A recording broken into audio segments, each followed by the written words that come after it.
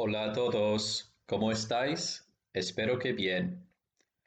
Our lesson objective today is talking about chores and things we do to make a little extra money. You'll need a pen, or ideally two different coloured pens, and your books for this lesson. So if you haven't got those, pause the video now and get them ready, please. What's your favourite thing that you own? A pair of trainers? A bike? A musical instrument? Your phone? When I was your age, what I wanted more than anything was a Game Boy. It was awesome. But my mum and dad wouldn't buy me one. Ha ha ha ha, they said. Un Game Boy? Que ridículo. What was I going to do? My parents already gave me un poco de dinero every week. To get this money, I had to limpiar la casa, poner la mesa, hacer la cama, pasar la aspiradora, and other little jobs around the house. But I calculated that even if I saved all my pocket money, it would take me 6 months before I could buy a Game Boy. I couldn't wait that long. It was time for me to earn a living, or in Spanish, ganarse la vida. Thankfully, there were lots of things I could do to ganarse la vida. I would ask my neighbours if they wanted me to lavar el coche, pasear al perro, or trabajar en el jardín. I didn't like waking up early, so I decided not to repartir periódicos, and I was too young to hacer de canguro.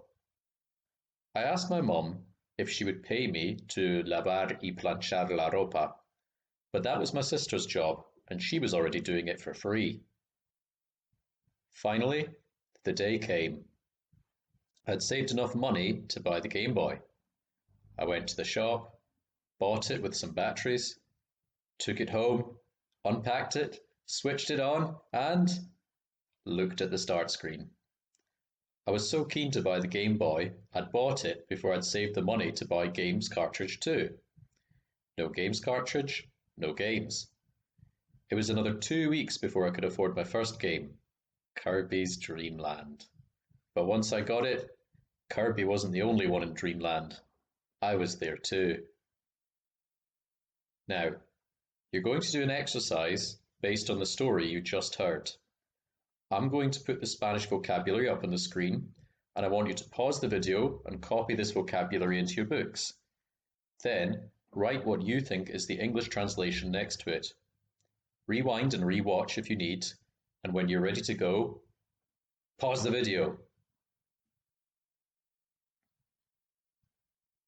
So, the answers are lavar el coche, to wash the car, hacer de canguro, to babysit, limpiar la casa, to clean the house, or tidy the house, trabajar en el jardín, to work in the garden, pasear al perro, to walk the dog, pasar la aspiradora, to do the hoovering or vacuuming.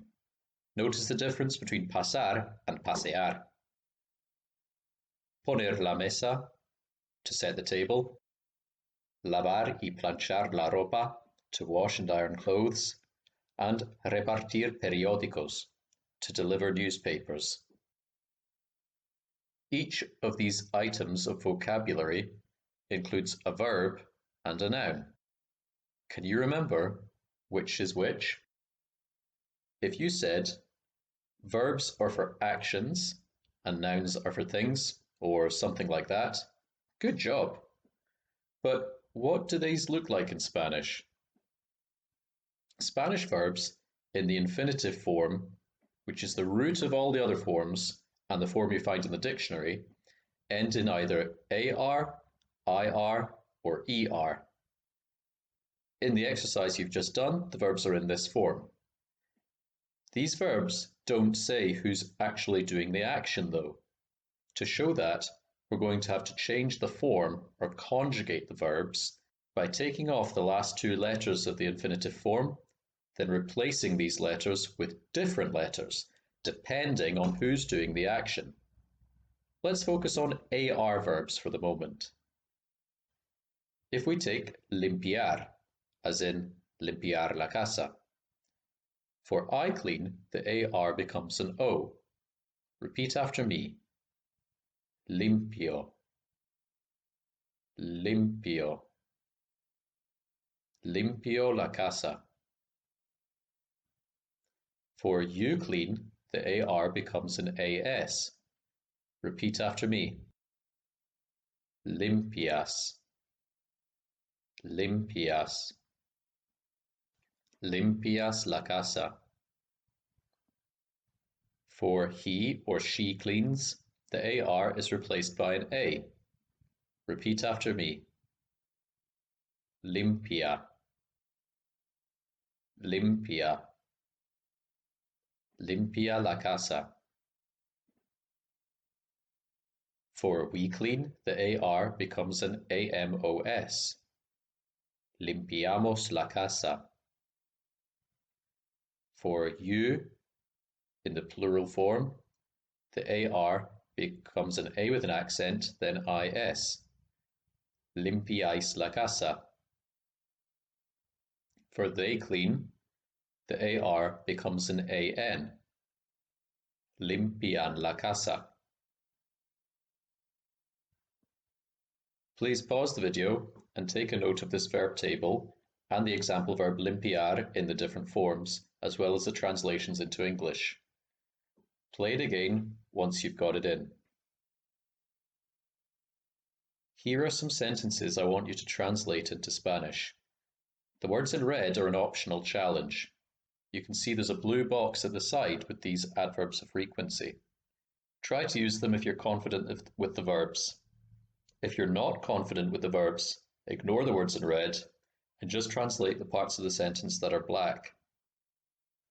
Pause the video when you're ready to start translating and start it again when you're ready to go through the answers. Pause, pause, pause, pause. Done? Great job. Okay, let's have a look at the answers. I'll just say the full sentence. The part of the sentence in orange in Spanish is the translation of the part in red in the English sentence, and the part in blue in the Spanish sentence is the translation of the part in black in the English sentence. We'll do the first one so you can see what I mean. Sometimes I clean the house. A veces limpio la casa. You see, the red in English is sometimes, which corresponds to the orange bit, a veces in Spanish. And I clean the house is in black in English, which is limpio la casa in blue in Spanish. Let's do the rest. I never do the hoovering. Nunca paso la aspiradora. I always walk the dog. Siempre paseo al perro. We often work in the garden. A menudo trabajamos en el jardín. You wash the car every day. Lavas el coche todos los días. I wash and iron clothes on Sunday. Lavo y plancho la ropa los domingos, or los domingos lavo y plancho la ropa. Now, take some time to correct your sentences. Ideally, you should do this correction in a different color pen so you can see what you need to work on. Doesn't matter if you've made a lot of mistakes and have to do lots of corrections, keep at it, you're doing brilliant. The next thing to look at is verbs which are different, in particular, hacer and poner. These are called stem changing verbs. Why is this? Everything in a verb that isn't the last two letters of the infinitive form is called the stem. In lavar, as in lavar el coche, the stem is LAV. This stem doesn't change. What changes is what's at the end. Imagine tulips. They have stems that are all the same, but the flowers at the end of the stem can be all sorts of colors. In the same way, a normal regular verb has a stem that never changes, but an ending that can take on many different forms. But hacer and poner are different. their stems change. Why? Here's one of those times where a language shows human nature, which is that we're mostly lazy and self-centered. If we take the I form of poner, if this were a regular verb, then poner would lose the ER, that would be replaced by an O to become pono. But in reality, with poner in the I form, it's pongo. So I set the table is pongo la mesa. Why is this? Try saying pono, then try saying pongo. Try it a few times. Pono, pongo, pono, pongo. Did you notice how the tip of your tongue has to move around in your mouth to say pono, but it just lies around lazily when you say pongo? Pono, pono, pongo, pongo. This is why I said lazy before. It's easier for everyone to make a new rule and agree to say pongo than it is to force everybody to say pono. And that's what's happened to this verb. Does this pattern go through the whole verb form? Nope. All the other verbs follow the pattern of a regular ER verb. You set the table, pones la mesa. He or she sets the table, pone la mesa, etc., etc. This is why I said self-centered before. We like to talk about ourselves more than anyone else, and this shows itself in the verb poner. It's only the first person or I form of the verb that's seen as important enough to change its stem. The rest are less important and have to follow the rules. Pause the video and copy down this table, please. Now, hacer follows this same pattern. So, I make the bed is hago la cama. But you make the bed, haces la cama. He or she makes the bed, hace la cama. So on and so forth. Pause the video and copy down this table, please. Here are some sentences with optional adverbs of frequency for you to copy into your books, then translate into Spanish. You can rewind and go over that last part again if you need, but when you're ready, pause the video, do this exercise, and we'll go over the answers afterwards. Pause. Okay, all done? Great stuff. Let's go through the answers. Sometimes I make the bed. A veces hago la cama. You never set the table. Nunca pones la mesa. I always set the table. Siempre pongo la mesa.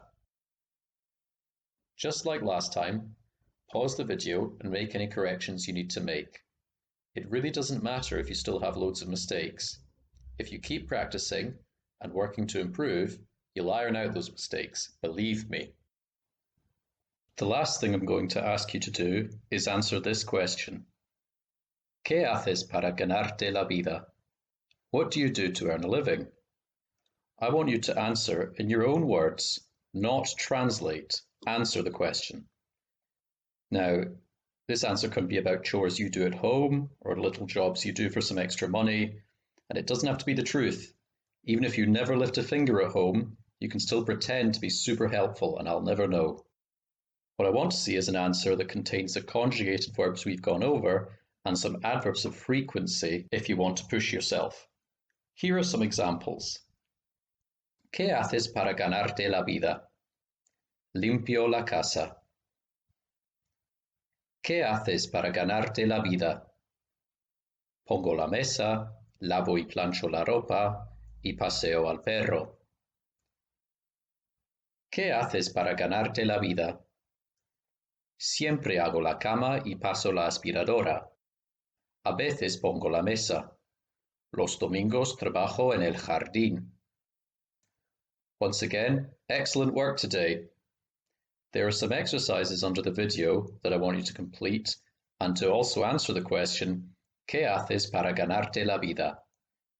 Answer in Spanish using your own words in the space provided. Once you've done that, click Submit, then I'll correct it and get it back to you. Adios.